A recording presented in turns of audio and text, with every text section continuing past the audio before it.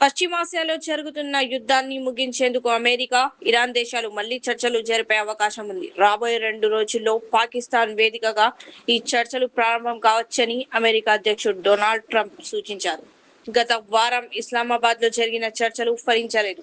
ఇప్పుడు మళ్లీ దౌత్యపరమైన ప్రయత్నాలు జరుగుతున్నట్లు సమాచారం. చర్చలు విఫలం కావడంతో అమెరికా ఇరాన్ ఓడరేవులను దిగ్బంధించింది.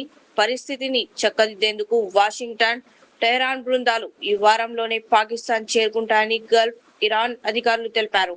2 దేశాల మధ్య తాత్కాలిక కాల్పులు విరమణని ఉన్నప్పటికీ ఉద్రిక్తతలు ఇంకా కొనసాగుతూనే ఉన్నాయి.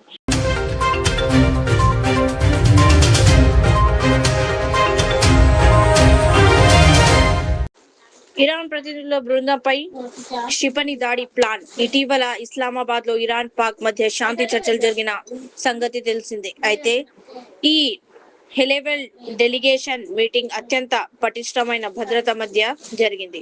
నేపథ్యంలో ఇరాన్ రాజకీయ విశ్లేషకులు ప్రొఫెసర్ మరాండి సంచలన వ్యాఖ్యలు చేశారు. చర్చలు జరిగి వెళ్లే సమయంలో తమ విమానంపై అటాక్ జరుగుతోందని, తీవ్రమైన బెదిరింపులు వచ్చాయన్నారు. అమెరికా, ఇరాన్ మధ్య రేపు గురువారం రెండోసారి శాంతి చర్చలు జరగనున్నాయి. ఇస్లామాబాద్ లో మొదటగా జరిగిన చర్చలలో ఎటువంటి సానుకూల ఫలితాలు రాకపోవడంతో మరో దఫా చర్చలకు రెండే దేశాలుగా సమాయత్తమయ్యాయి. ఈ నేపథ్యంలో ఇరాన్ ప్రొఫెసర్ మరాండి సంచలన వ్యాఖ్యలు చేశారు. చర్చలు ముగించి తిరుగు ప్రయాణంలో వారి విమానానికి తీవ్రమైన బెదిరింపులు వచ్చాయన్నారు. విరాట్ కోహ్లీ గాయం నుంచి కోలుకొని విరాట్ కోహ్లీ లక్నో మ్యాచ్ ఆడడం అనుమానమే. నేడు ఆర్సీబీ, లక్నోల మధ్య మ్యాచ్. గాయం నుంచి ఇంకా కోలుకోలేని కోహ్లీ మ్యాచ్ ఆడేది అనుమానమే. ఐపీఎల్ 2026 సీజన్ లో రాయల్ ఛాలెంజర్స్ బెంగళూరులో జట్టు అదరగొడుతోంది. ఇప్పటి వరకు 4 మ్యాచ్లు ఆడగా 3 మ్యాచ్లో విజయం సాధించింది. ఇంకో మ్యాచ్ లో ఓడిపోయింది. ప్రస్తుతం పాయింట్ల పట్టికలో 3వ స్థానంలో ఉంది. ఇక నేడు బుధవారం లక్నో సూపర్ జైంట్స్ తో తలపడనుంది. ఈ మ్యాచ్ కు బెంగళూరులోని చిన్నస్వామి స్టేడియం ఆతిథ్యం ఇవ్వనుంది. అయితే ఈ మ్యాచ్ లో ఆర్సీబీ స్టార్ ఆటగాడు విరాట్ కోహ్లీ ఆడేది లేదని అనుమానంగా మారింది. లక్నో సూపర్ జైంట్స్ ఓ వీడియోను షేర్ చేసింది. ఇందులో కోహ్లీ కాలికి బ్యాండేజ్ తో కనిపించాడు.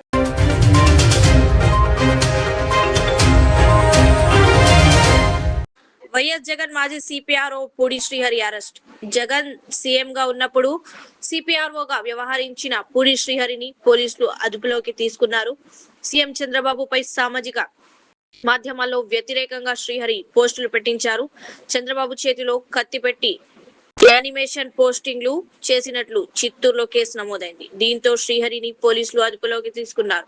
అతడి వద్ద నుంచి సెల్ ఫోన్, ల్యాప్టాప్ స్వాధీనం చేసుకున్నారు. శ్రీహరి ప్రస్తుతం వైకాపా మీడియా విభాగం ప్రధాన కార్యదర్శిగా వ్యవహరిస్తున్నారు.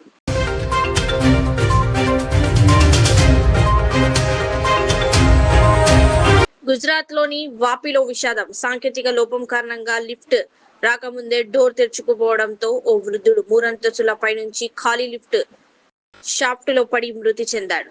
దుర్వాసన రావడంతో సీసీటీవీ దృశ్యాలను పరిశీలించగా 2 రోజుల తర్వాత మృతదేహం బయటపడింది. పోలీసులు కేసు నమోదు చేసి దర్యాప్తు చేస్తున్నారు.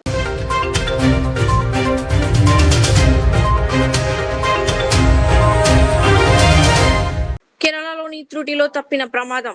ఇరుకైన రహదారిపై ఒక బైకర్ పక్కన ఖాళీ స్థలం ఉన్నా ఆగకపోవడం, 2 వైపుల నుంచి వస్తున్న భారీ వాహనాలు ఒకదానికొకటి దారి ఇవ్వకపోవడంతో ప్రమాదం అంచులకు చేరుకుంది. కేవలం క్షణాల్లో డ్రైవర్ తన చాకచక్యంతో వాహనాన్ని ఆపి అందరి ప్రాణాలను కాపాడాడు. లేదంటే అది ఘోరమైన విషాదంగా మారి ఉండేది.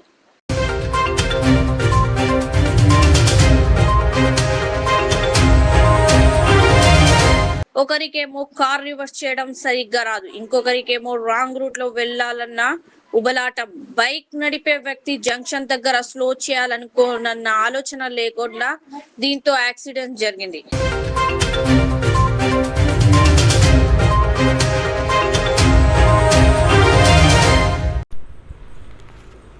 अल रियाज टूर्स एंड ट्रैवल्स, जहां पर domestic and international air ticketing, visa endorsement, immigration, passport दाखिल करने में ताउन, विजिट वीज़ा और उम्रा वीज़ा के साथ साथ वेस्टर्न यूनियन और मनीग्राम के अलावा दीगर कई सारी बेहतरीन सहूलियात भी यहां पर दस्तयाब रहेगी।